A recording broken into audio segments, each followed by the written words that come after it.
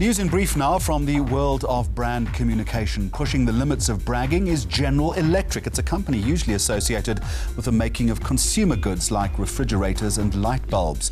45 years ago, though, GE supplied some of the materials used in the making of helmets and boots used by astronauts Buzz Aldrin and Neil Armstrong. To celebrate the anniversary of the moon landing on the 20th of July, the company releasing a limited edition moon boot sneaker.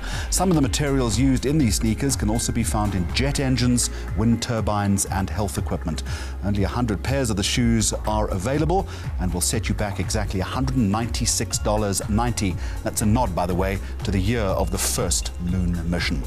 And all gold tomato sauce, Koo baked beans and Hewlett sugar all coming out tops at the recent Ask Africa Brand Icon survey, showing that South African consumers are united by their taste buds in spite of cultural differences.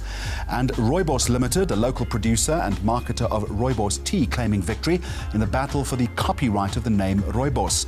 In a legal case dragging on for almost 10 years, the South African company managing to get 2 American companies to cancel their registration of the word Rooibos across the world.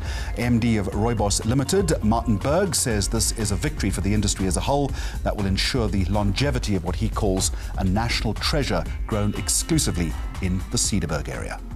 Now, the multinational Unilever consistently performs well at the Cannes Lions Festival of Creativity, winning 26 awards at this year's event. We caught up with the local director of brand building, Conrad Shezi, to talk about the impact of technology on marketing campaigns and the importance of finding authentic ways of connecting and engaging with consumers.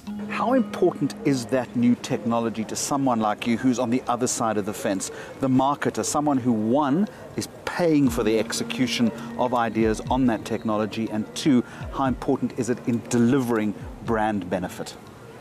I think that it's very important because, we tend to, market our products and from a product point of view.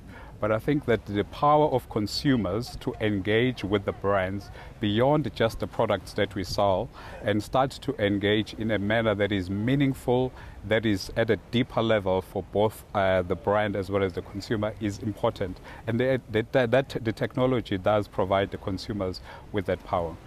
There's a school of thought that says that sometimes brands themselves become obsessed with the technology, that the technology becomes more important than simply being the enabler of an idea. You've got to guard against that, haven't you? Of course. I mean, everything that you do, it has to be about the storytelling. You have to say, do you have a good story to tell? And is it based on an idea that is original, that is authentic, that to the brand? And the technology becomes just a platform, and it's not just an obsession about the technology for the sake of technology. The storytelling behind the technology is what's key to the. Why has this storytelling idea become so important? Isn't that advertising 101, brand building 101? Yet everybody I talk to seems to be obsessed with it. Well, it's the storytelling, assumes that the consumer has a right to speak back. And that the technology provides the consumer with a platform from which they can speak back. We grew up in the old school of marketing where you were telling the consumer, buy this product because it has these benefits, and et cetera, et cetera. Whereas today we're talking about engagement. It was a passive relationship. It was a passive relationship. Whereas today we are creating stories, and around these stories we have engagement.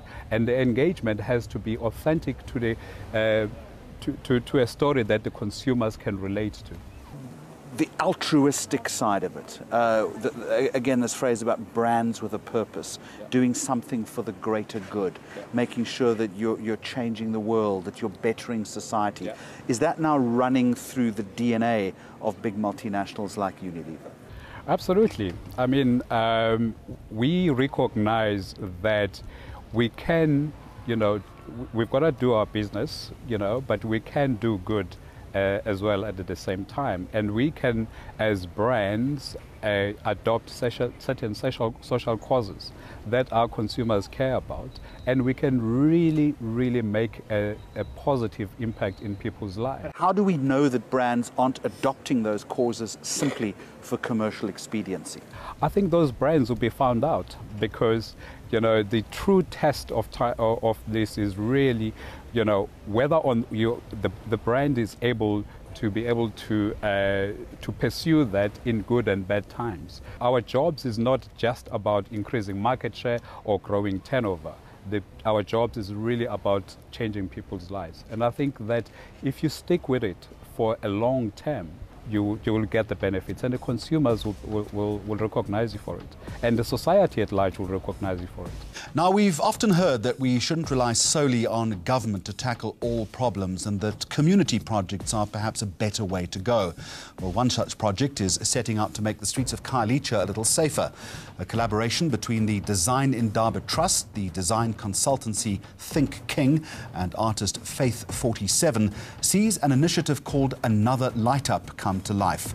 It's combining public art with crowdfunding to erect streetlights on a dark and dangerous street in the Monwabisi Park settlement in Khayelitsha. The multi-story artwork lights up in the evening when enough money has been raised to erect another streetlight. It's a great idea. This is Mags on Media. Coming up, ENCA's success at a big international awards ceremony and a moment of pure joy for chocolate lovers.